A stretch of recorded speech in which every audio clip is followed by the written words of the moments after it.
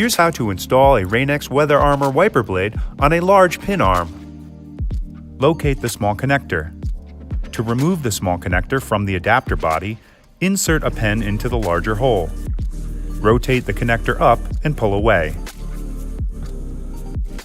Once you've removed the connector, flip it over and reinstall on the middle post.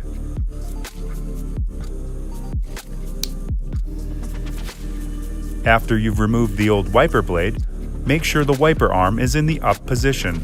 Locate the small connector and flip down to the open position. Insert the large pin into the larger of the two holes, pushing all the way through. Press the connector down until it locks into place with a click. Tug on the blade to make sure it's properly fastened. Remove the yellow plastic squeegee cover and lower the arm gently onto the windshield. Installation is complete. You're now ready to outsmart the elements with Rain-X WeatherArmor.